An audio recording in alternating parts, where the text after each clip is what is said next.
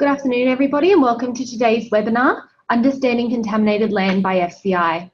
My name is Bronwyn Townsend, and I'm part of the marketing team here at InfoTrack. I'm delighted to be joined today by Robin Wells from FCI. Today's subject takes a look at the pitfall for conveyancers and developers when dealing with contaminated land. Throughout this morning, which we anticipate to take no longer than 40 minutes, I'd just like to draw your attention to the Q&A tab on the webinar software. Please type in here any queries that you have and we will get back to you after the session. So Robin, thank you for your time today. I'm now going to pass control over to you to begin with the presentation. Okay, good afternoon everyone. My name's Robin Wells and I'm pleased you could join us today for this InfoTrack webinar brought to you by FCI, talking about something that I know will be close to your hearts, which is contaminated land.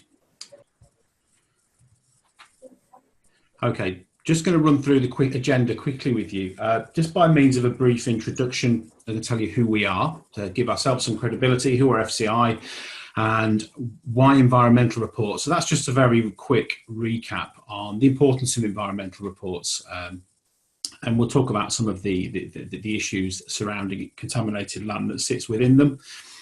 We'll have a look at what is contaminated land, not so much in terms of the physics side of it, but more about how it affects you as conveyancers and the things you can do and the things you should look out for. And to assist in that, we're going to look at some case studies as well, where contaminated land has been problematic, shall we say. We'll have a look at what your obligations are in reference to contaminated land. And we're going to look at the Contaminated Land Register. In particular, we're going to look at further actions, because I know further actions are something that they're quite frequent on contaminated land issues, and just going to give you some insight and some advice on how to deal with those more effectively and efficiently from your office. We're going to look at contaminated land insurance, identifying the risk within a report, look at who you need to contact to resolve any issues and additional considerations, and we'll summarise at the end. So by means of a brief introduction to FCI, to tell you who we are, we were founded in 2014 and we were put together, you'll be pleased to know that the design and the creative element to all of our reports was actually put together by conveyancers. There was a large consultation process that took place. So what we ended up with reports was for conveyancers, but which was heavily influenced by conveyancers. So that's what we have today in the market. So they were designed to be compliant, concise, easy to read for you and easy to read for your clients as well, and very cost effective. So just by a quick recap, I'm just going to look at some bullet points here on the importance of environmental reports, because there are so many, and I know you guys in your practice have a wide choice and a wide variety of reports to use. So I'd rather look at the reasons why you have environmental reports and why you should order them. Now, the one that's not on there, of course, is the Law Society practice note. So I'm fully aware that you have to check for contaminated land, because it actually sits within your kind of due diligence as lawyers to check for any contamination that might be affecting somebody's property or enjoyment of a property. So safeguard the purchaser's investment and health against existing and future environmental impact. I think that's kind of fair to say. It's pretty easy to understand that anybody who's buying a property and investing in a property are relying heavily on you as conveyancers and solicitors to provide the best advice, and if anything, making sure that they're not being sold a kipper, basically, make sure the property is not going to be contaminated itself, or there's going to be any retrospective action taken that could cost them money in the future. So ensuring, on that note, ensuring the property is viable to lend on also. The last thing lenders want is to lend money on a property that could be devalued by any impact from contaminated land.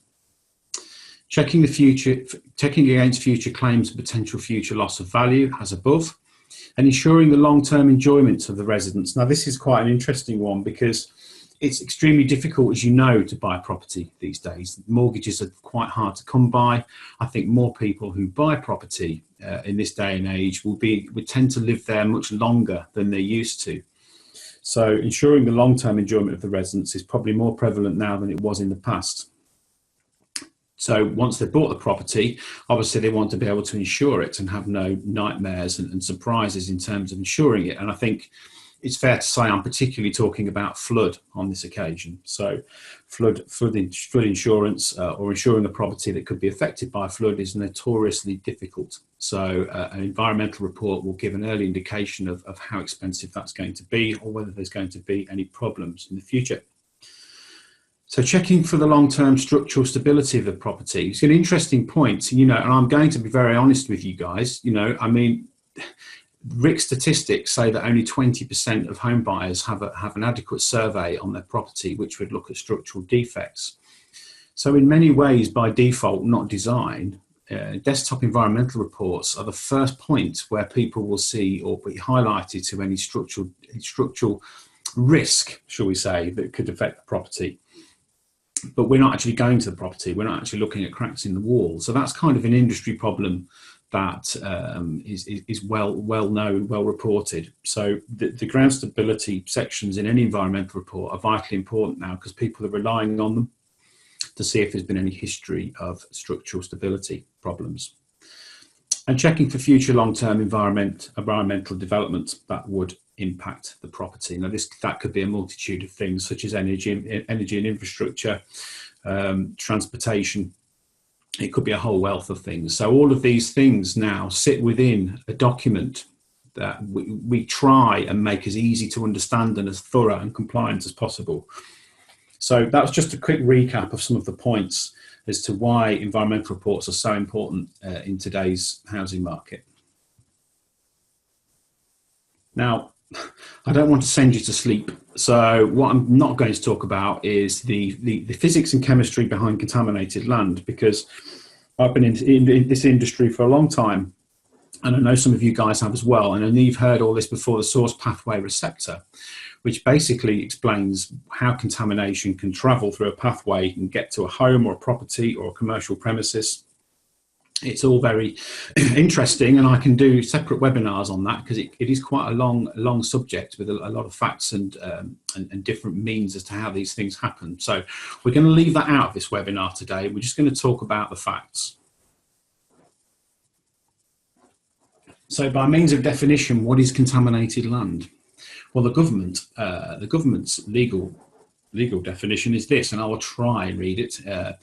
So contaminated land is any land which appears to the local authority in whose area it is situated to be in such a condition by reason of substances in, on or under the land that cause harm or pollute waters. That is it. That, in a nutshell, that is the definition of contaminated land.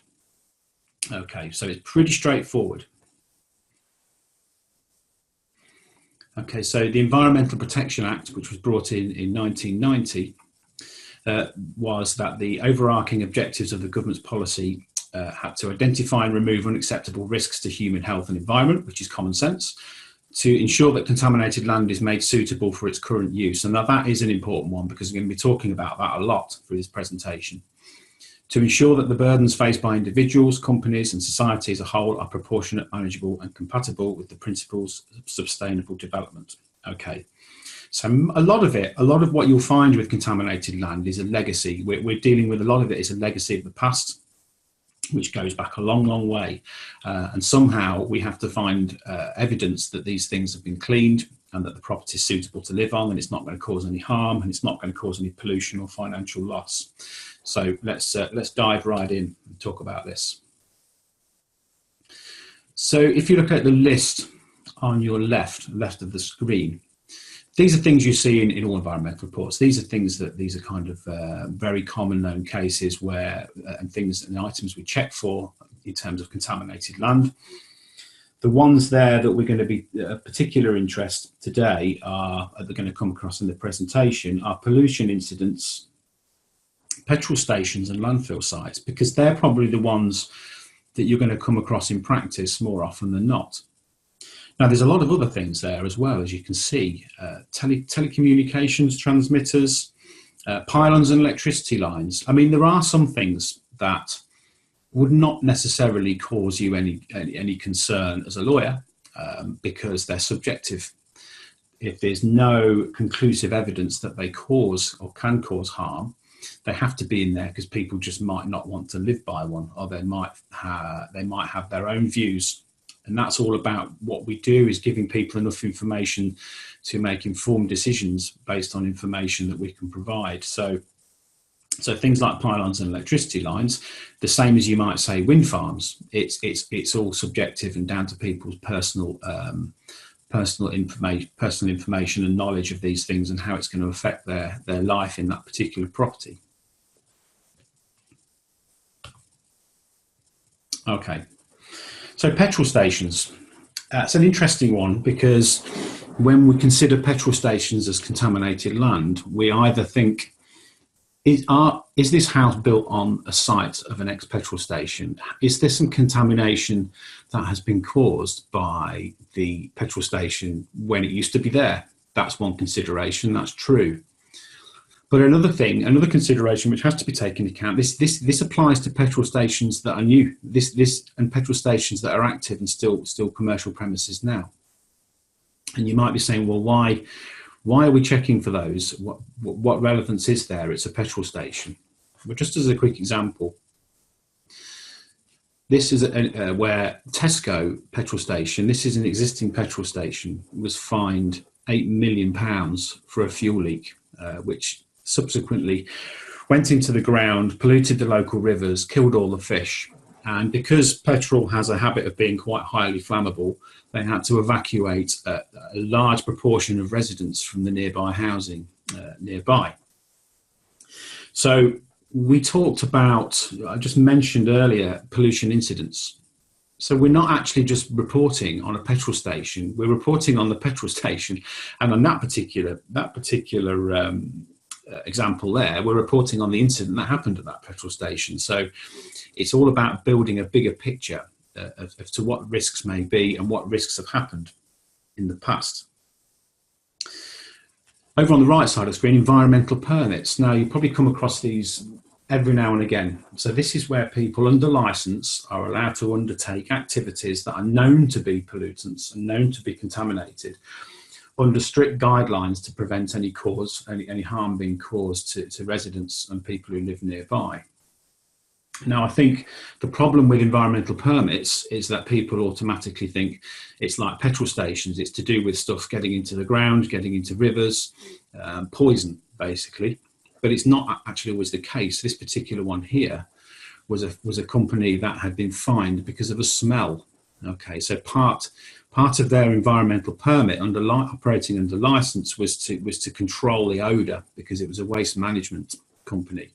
And they didn't follow all the guidelines, and so the local residents had to endure quite a pungent smell coming from this plant. Okay, now you could argue on both of these occasions, both of these companies were fined adequately for the shortcomings of their own businesses. However, as home buyers and homeowners, they've still had to go through the unnecessary stress and inconvenience of these things happening in the first place. So this is another reason why we always check all of these different points, because all these different incidents would be logged upon an environmental report. People get a better understanding of an idea of what the consequences are of these things being there.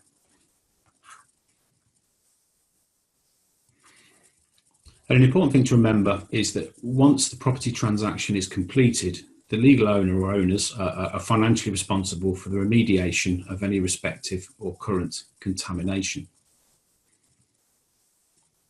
This is a very recent example. This was in fact this year. This is Castle Douglas Golf Club. Now, it's an unusual one really, because Castle Douglas Golf Club is an old golf club, reasonably old golf club, and it's very popular. It's used in various different tournaments, etc. But as part of the land they own, they had a bit of land that they never used, but they owned it. This is the point here, they owned it. And that land they wanted to use as a practice range. But it turns out, because it was built on landfill, it's polluted. So this was highlighted to the local authority, and the local authority have given them an estimate of £500,000, £500,000 to clean that up. The problem here lies that even if they turn around and said, okay, we won't use it, they still own it. So it's their responsibility to clean it up, because now it's been highlighted. So that obviously the golf club are saying that they would have to close the golf club if they had to pay such an enormous amount of money. So they're working with the local authority to do a voluntary cleanup, which might involve donations from local residents and everybody chipping in to get this, and golf club members to get this land clean. So it's just another example of sometimes things aren't always as they seem, but on this particular occasion, although they were doing nothing with the land, they own the land. So if they own the land, they're liable to have it cleaned up. So it's a really important message. Now, this is a really interesting one, because this is going to take you into two different realms here. This is taking you into commercial and residential. This is a case that involves both. So tungsten batteries in Market Harborough manufactured car batteries for 75 years. Now, car batteries, as some of you may or may not know, contain two very toxic things. One is lead, and in this particular instance, it's lead oxide. So where like a gold bar, the lead comes in a big bar form, it's crushed down into a paste, and it makes up the cells that sit within a battery, in the car battery.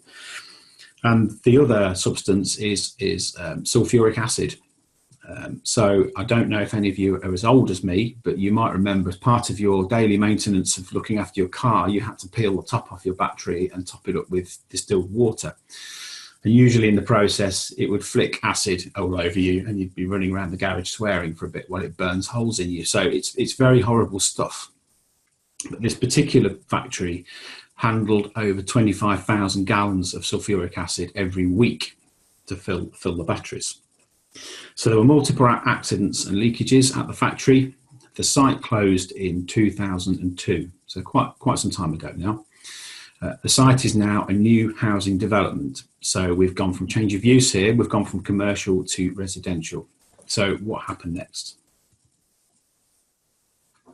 Well, if you look over at the aerial plan on your left, you will see this is kind of half developed. This is the half development picture. So to the left of the picture is the development that's already taken place. Just to the right, with the red square around it, is the area of land that's now designated for phase 2 of the development, which is now complete. Now, if I click on my mouse, you'll see 2 green dots appear on the screen. Now, the relevance of those 2 green dots are the houses that were built in that location of where those green dots are. Once they were completed, nothing would grow in the garden. The grass wouldn't grow, the plants wouldn't grow.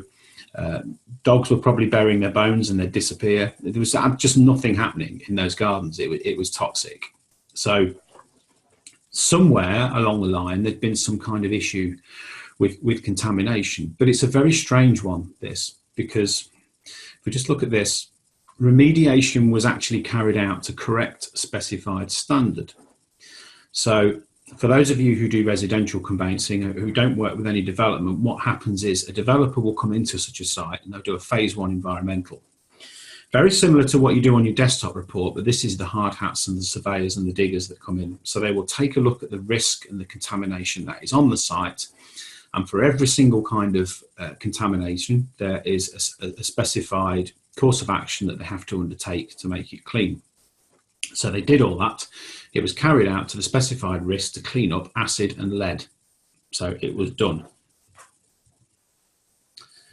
The remediation was signed off by the local authority. So there was no interest in Part 2A contaminated land. So everything was done by the book. It was textbook.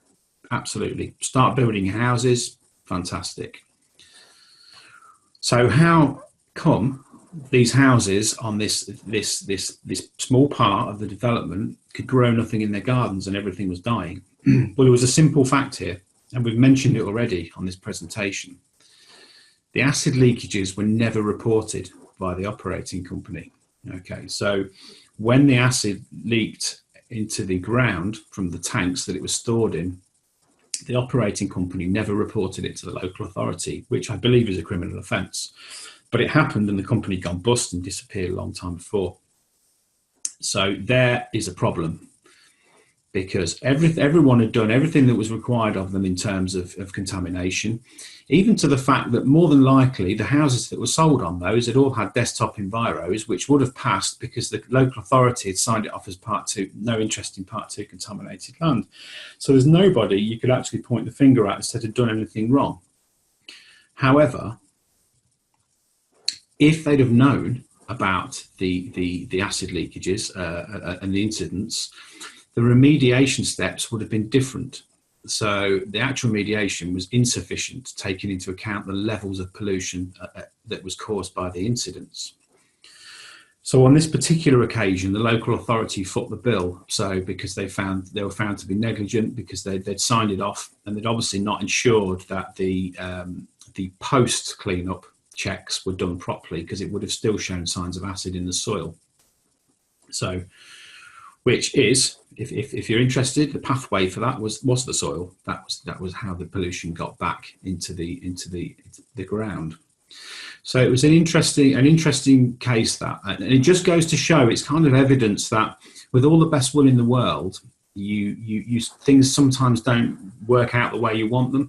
And this is a prime example of where FCI have worked hard, and this came from lawyers, is that every single past report that we do on a residential property has £100,000 worth of remediation insurance built in. So had these properties had FCI reports, even though the remediation was paid for anyway, they would have been covered. Okay, so if they had to go and stay in a hotel for 3 months while they're re-excavated, they would have been covered by the insurance that sat in the report. But it's a good argument for insurance anyway, which we're going to talk about shortly. Okay, but before we go on to that, I'm just going to talk about, because we actually that previous slide with the factory. And by the way, if you're wondering how I know all that about that factory, I actually used to work there. But I was not responsible for any of the accidents that happened. I was nowhere near it. So let's swiftly move on to the next slide. So we talk about the councils and the local authorities signing things off. So the Environmental Act in 1990, and you probably know a bit about this already, said that all local authorities have to maintain a public register of contaminated land within their borough. Okay, so this was after 2000. So realistically, in an ideal world, when you get a further action on an environmental report, you could log into your local authority's website, you could go onto the public register of contaminated land, and you could see whether the remediation had taken place, and everything would be lovely. But is that the case? I'm afraid not. No, it's not. It's not a definitive list, and it's some way off completion. And to put some perspective on that, most industrial sites and potentially contaminated sites go right back to the 1780s. So this is kind of the beginning of the Industrial Revolution. And then that kind of finished in the 19th century. And then you've got another 100 years of development and commercial expansion that happened after. So when you've got pressure down on local authorities with staffing and cost cutting, there's just no way they can complete this list. It would be lovely if it was, but sadly, it's a very incomplete list, which presents you with a problem, of course, as conveyancers. So to answer the question, is this a definitive and comprehensive list for the reference of remedial action? No, it isn't, unfortunately. So if it isn't complete, how can we, as FCI, report on potentially contaminated sites? Well, what we do, we look at historical mapping to investigate previous use of sites. So we will take all the old photographs of the site, and we will make sure, and we will check what the previous uses were. A lot of the time they're clean, but going back some way, there might have been a commercial site there, maybe a gasworks or a tannery, etc.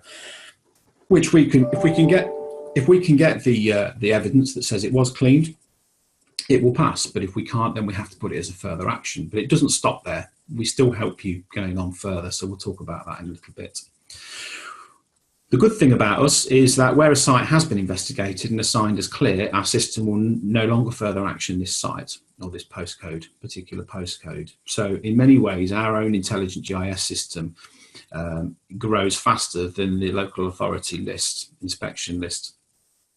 So it's a very, very useful thing to have, because I know one of the things that we were told in the focus groups when we were looking at putting these reports together was the problem of repeat further actions in exactly the same location. Well, you don't get that with FCI because our system continuously picks up evidence and accepts them out, as it's called.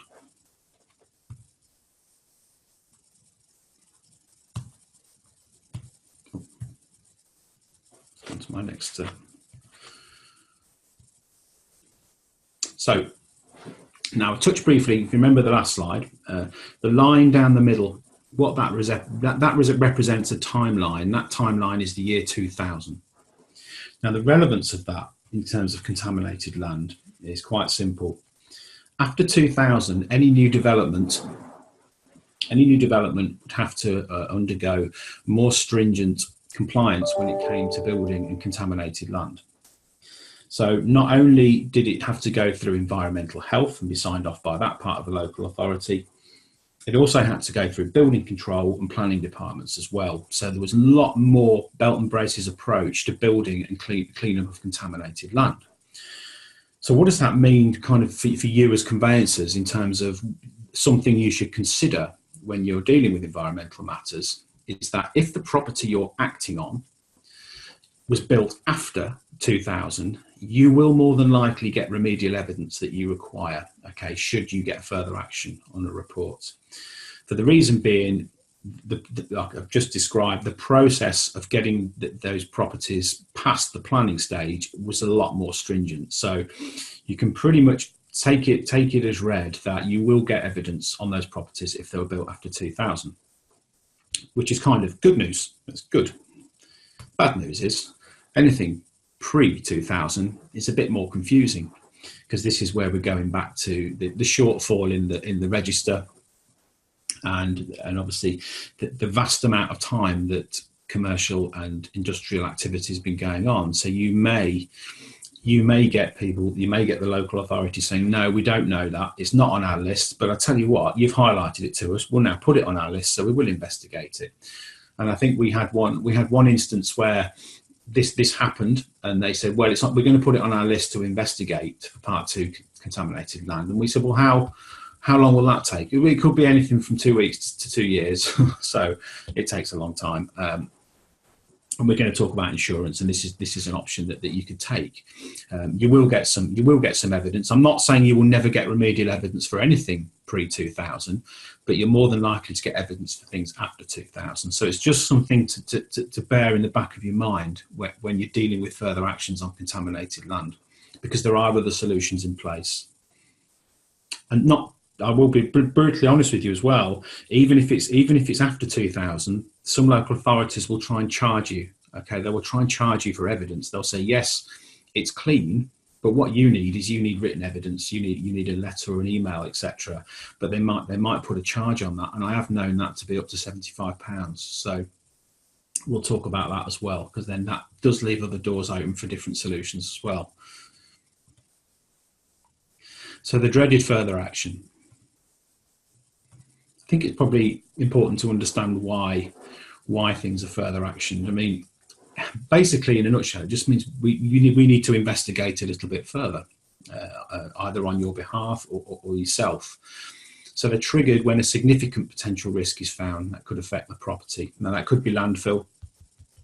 One of the things you need to remember about landfill, some landfills on its second generation of development, we've been using landfill to build on for so long now. Some houses have been built, knocked down, and new houses built. So there will be some remediation have taken place on a significant amount in many cases. So bear that in mind also.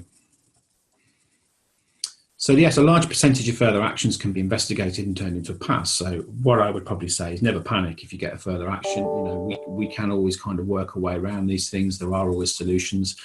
It's a bit more difficult with things like flood, I have to admit. You know, that can be a bit more expensive and a little bit more in depth of trying to get things to a satisfactory level, and sometimes not at all, if I'm honest. So, but with contaminated land, we usually get there in the end. So further actions are triggered for the benefit of you as a legal professional to make sure that you're compliant and the welfare of your client and their purchase. FCI Reports are specifically designed to provide clear and simple advice and steps, which I'm going to run through with you shortly. So advisory notes are provided by a RICS environmental surveyor to tell you in layman's terms of what the risk is and what you should do about it. So follow the next steps. Okay.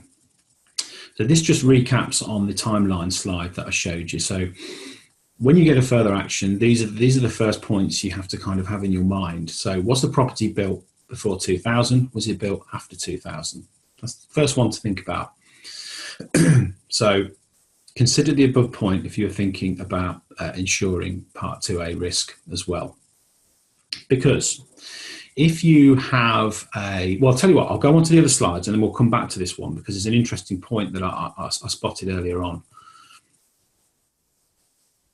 Okay, but we'll talk about contaminated land insurance briefly. So it would be kind of, it would be very poor of me not to discuss contaminated land insurance because it is a viable option for conveyancing. So unfortunately, on some occasions, satisfactory evidence cannot be obtained, and this can be for several reasons, like it could be contaminated, is one.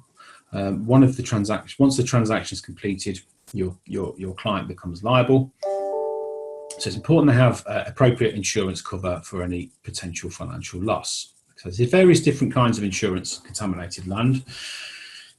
Our reports contain it anyway. For every past report, that's free. So you get £100,000 for 6 years for every past residential report. But you can also buy insurance for further action reports. So you might have a further action on contaminated land and you might just say, I'm going to insure it. Interestingly, you might know that local authority charges £75 for remedial evidence, and you've had it before from that local authority, so you know there's been remediation. So it's actually cheaper to buy a £50 policy, which covers any potential loss in the future. So there's a financial consideration for your client there as well, and the insurance is very quick to buy as well, so you can carry on with your conveyance, whereas the remediation evidence might take 48 hours. So there's so many things to consider when it comes to using insurance over getting the evidence, but these are the main ones I would probably consider and keep at the back of your mind. So when you get the report, the best thing, my advice, is the way that our reports are laid out, they're very easy to understand. So the first thing you've got is a further action, which is in red. It's highlighted in red. So what is that particular risk? It says just underneath, it's landfill. Okay, it's an historical, it falls within 25 metres of a landfill site. So that's the risk. That's why it's further actioned. And just under that, it tells you who the contractor was, etc. And it gives you the next steps as well. So the next thing you want to do is just double check that the property actually does, and peace of mind for yourself and your client, the property actually does fall into that risk zone. So just underneath that is a map. You'll see on this particular map, it's shaded in brown, is the landfill site, and in the centre of that circle is the property. So yes, it does fall into that landfill site. So one of the interesting things I spotted, and this is the thing I was going to come back to, if you look in this particular case, in that landfill site, there is a school and there is a health club. Sorry, not a health club, a health centre. So you could argue, say, there's been quite a lot of development on this site. So over that period of time, there will have been many phase 1 environmentals that have gone on, reports and surveys on this site. So the chances are you probably would get remedial evidence on this site because there's been so much development there. So that then you could go to the local authority, go to the different departments and say, can you provide me with evidence that there's no Part 2A contaminated land interest. So on that particular occasion, that's probably what I would do, just because of the other development on the site. So you've established two things. You've established what the risk is, and you've established where it is. So you know what it is and where it is. So the next thing you need to do is you need to investigate it. So the first thing you need to investigate if the local authority has any interest in the site in relation to Part 2A contaminated land. I would usually say the best way to do this is via email, because if you ring them up, they're still going to have to send you something as well. So if you can email them, I'm going to tell you the different departments you can go to shortly, so you can make a note of those. I would email them direct with the address of the property, and as soon as they email you back with a headed signature or an official signature on the email, that is sufficient evidence to get it turned around as a pass anyway. So it's probably the quicker way to do it. Consider insurance as well, and not particularly in that order. You might just want to go down the insurance route from the go. If it's a known problem area for you, you might just want to say, well, it's £50 insurance, I'm going to buy the insurance. I'm not going to go to the local authority because they might be slow, understaffed or whatever. Oh, they might charge you £75 for the evidence. So insurance doesn't necessarily sit as a second option. It could be your first option. So you need to know if the necessary remedial works have been carried out, and obtain evidence that they've been carried out, and consider insurance as well. If all else has failed and they've said we either can't provide the evidence, or we do have an interest in Part 2A contaminated land, you can insure it. There is insurance to cover that as well. So you can pretty much move on in any scenario with contaminated land. You can move on.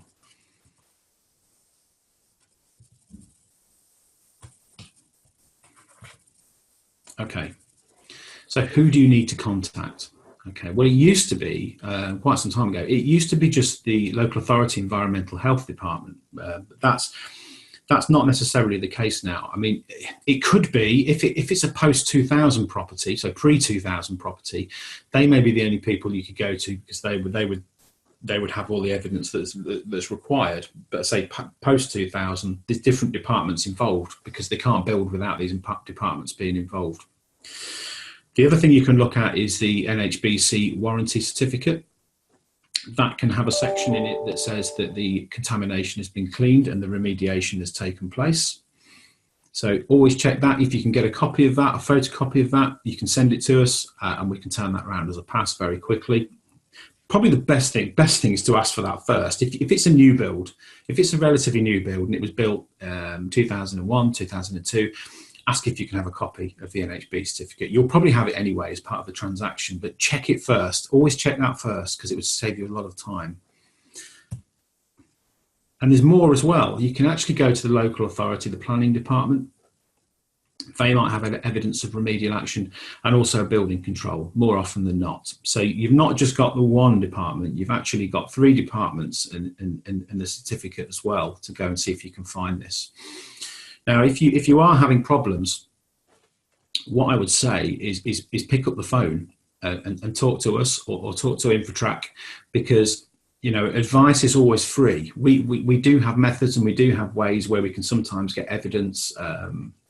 We have done it in the past where local authorities have been particularly slow and charged large amounts of money. We have actually managed to get evidence ourselves for our clients. But never ever be afraid to pick up the phone if you're unsure about something. Please, always talk to us, because one thing we never expect you to do is to be environmental experts, because you're not. You're experts in the conveyancing process and legal profession. We can deal with this. All you need to do is let us know. So once you've made the necessary contact and are satisfied with the outcome, you'll want to have your report turned around as a pass. So we will accept a copy of the NHB certificate, a photocopy of headed letter from the local authority, or an email response with an official signature. Okay, so you send them back to us, we can have a report sent back to you with a pass within an hour. So in terms of contaminated land and any further actions, I would say it'd be very, very rare where the sale should fall through or abort because of a contaminated land issue. There are many different things we can do, many things we can look at, including insurance. Never discount anything, but the best thing, as I've just said, is if you are unsure, speak to us, speak to InfoTrack, we can get it sorted for you. So some additional considerations. It's quite a big one here, because there's a shortage of affordable housing, as everyone knows at the moment, and one of the main sites that are earmarked for development for affordable housing are obviously brown belt land, which is sites of previous commercial industrial use. So kind of contaminated land issues aren't going to go away if this is the kind of designated kind of plots that we're going to use. There's always going to be some cleanup issues in these things. But one of the problems for developers, more than conveyancers, is they used to be able to get funding for cleanup from DEFRA, which is the Department of Environmental, Food and Rural Affairs, which is now gone. Okay, so there is no government funding anymore for cleanup of contaminated land on brownfield sites, which isn't really helpful, I have to say, because if they want affordable housing and they want these things developed, it's very difficult to attract developers in to buy this land if they're going to have to pay £1 million cleanup. So it is an ongoing challenge. The other issue as well, as is no secret within any industry, especially the search industry and your industry, is that local authorities remain under increasing pressure. This is both financially and staff-wise, So sadly, things take longer now. So when you're dealing with such things as further action in environmental reports, it's why I kind of say there are other solutions, there are other things available to do. It's best to come to us first, and we can kind of advise you adequately on the best way forward. So just to summarise, checking for Part 2A contaminated land is legislative for you guys. So Law Society practice notes indicates that you should check for it.